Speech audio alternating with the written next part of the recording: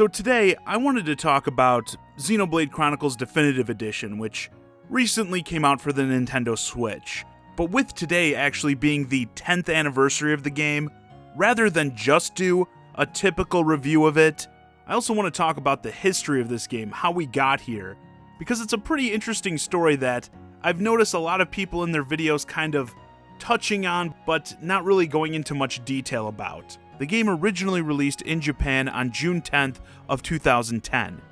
And as with many JRPGs, in terms of releases outside of the region, things weren't looking so great. Originally, this game wasn't even planned to have a North American release at all. Originally, Europe was about as far as they were going to go. In fact, in an interview back in 2011, a Nintendo marketing manager said Nintendo of Europe wanted to show the game at E3 2011, but Nintendo of America didn't want to showcase games at an event aimed at their audience that they weren't going to be able to buy.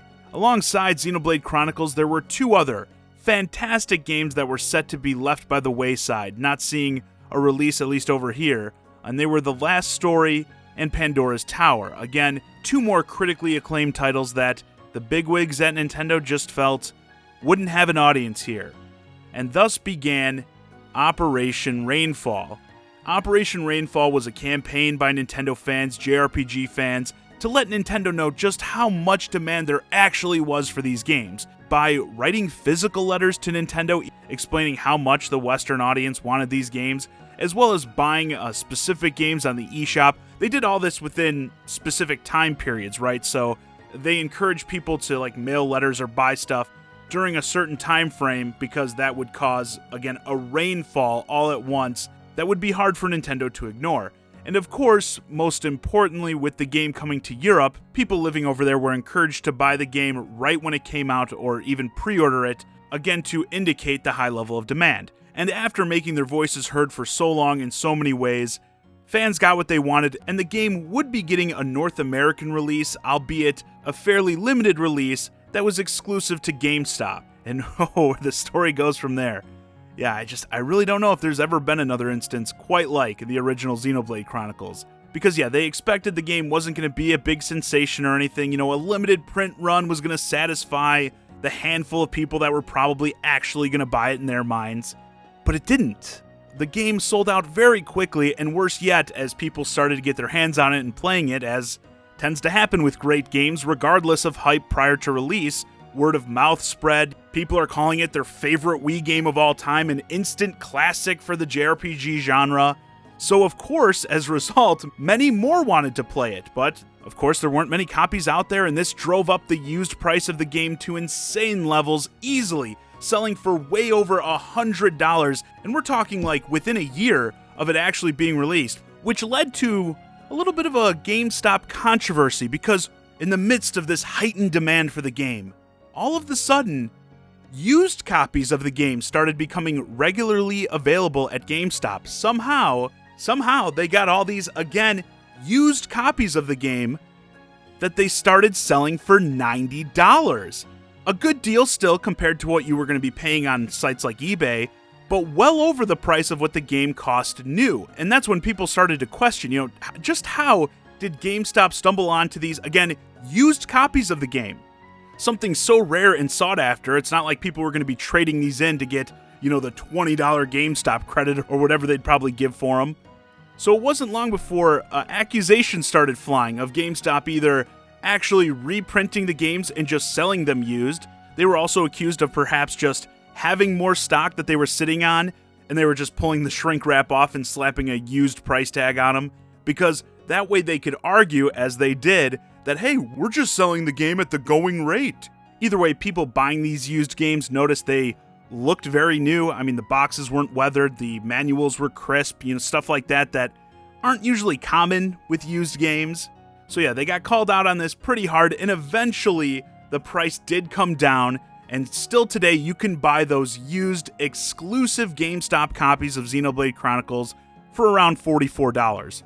But I mean, geez, you want to talk about underestimating the demand of a game. Going from thinking the audience isn't there for this title at all, to all this shadiness with GameStop trying to take advantage of the demand that was actually there.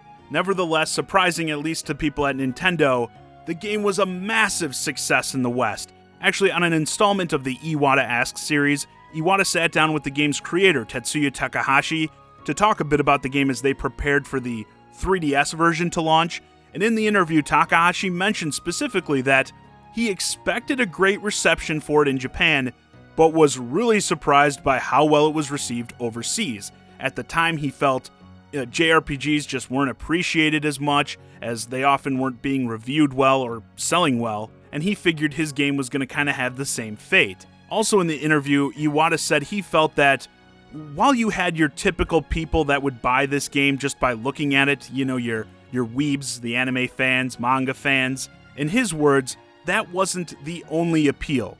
For people who had played and enjoyed JRPGs in the past, they seemed to feel like the next generation of JRPG had finally arrived, and I would wholeheartedly agree with Iwata on the reason why. The game was just next level. And it was such a success that Xenoblade Chronicles for all regions was kind of positioned as the big system seller for the new Nintendo 3DS. That was the big exclusive game that couldn't be played on the other versions of 3DS. Now, unfortunately, it wasn't a very good version of the game, but even still, what a turnaround, as it was heavily marketed in North America, in Europe, as the big release for this upgraded handheld, while the original almost didn't even come here. Of course, since we've had the sequels, Xenoblade Chronicles X and Xenoblade Chronicles 2, you'd have to assume this game's success outside Japan helped these releases big time. Maybe not necessarily, help them happen, but with the game's success in Europe and North America, as the audience that, again, wasn't even going to be originally serviced, proved it was there, and those games did go on to do even better than the original Xenoblade Chronicles, which leads us to this newest release, Xenoblade Chronicles Definitive Edition.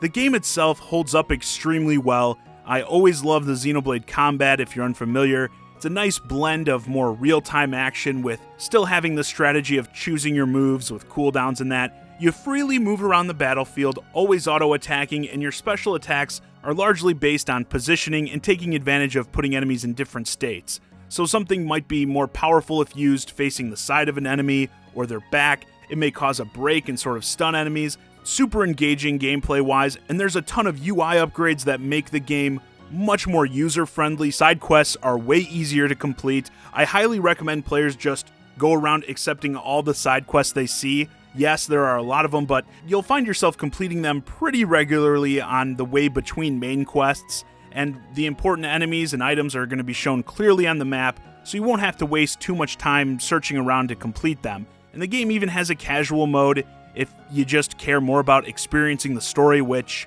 the story is an absolute classic, in my opinion. I think that's the standout for this game in comparison to the rest of the series. The original, I do believe, has the best story. X, I think, has the best exploration with the skells. And 2 obviously has the waifu collecting and battling, which you can absolutely never go wrong with. And this is a beefy experience. Probably will take you around 65 to 70 hours to beat it your first time. If you're more of a completionist, you're easily looking at 100 plus hours. And on top of that, now you have this new epilogue, Future Connected, that will add another, I'd say, 10 to 12 hours to the game. So you're getting a lot of playtime out of this, and it's all of high quality. Which leads me to the big draw of this definitive edition. The visuals. By far, this is the best looking version of the game, as it should be, but it does have the resolution fluctuations that myself and many others noted previously, dipping sometimes as low as 504p docked and 378p in handheld mode. However, it rarely hits those low ends and is usually closer to the 720 and 540 ends. And while I wish it went even higher than that, it wasn't that big of an issue for me. I've played a good amount of the game on a large display, and it didn't come anywhere near ruining the experience for me. And as with most Switch games, the issues are much less noticeable in portable mode with the smaller display, and I feel it looks way better in portable mode than Xenoblade Chronicles 2 did.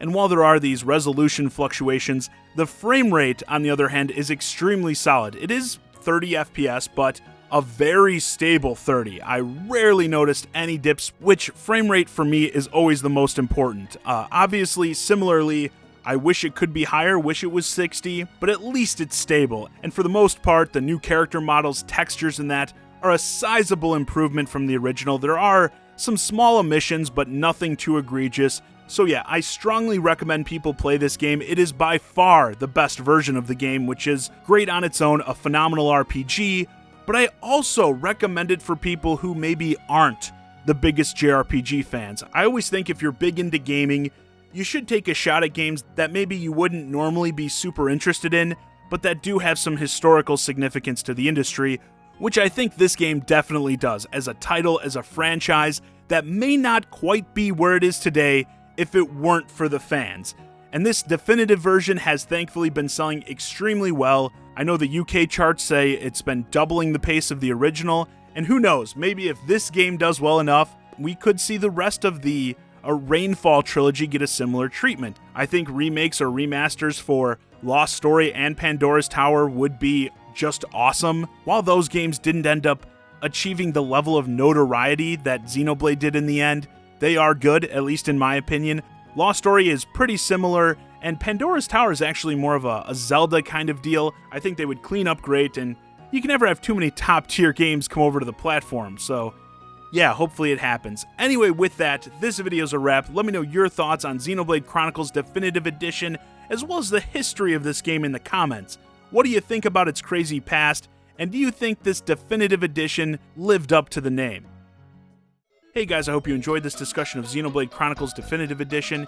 If you're new to the channel, please consider subscribing. If you want to keep the conversation going, hit me up on Twitter at JohnnyZakari, and join my Discord, ChiGuy and Friends. Link to both in the description below. And as always, thanks for watching.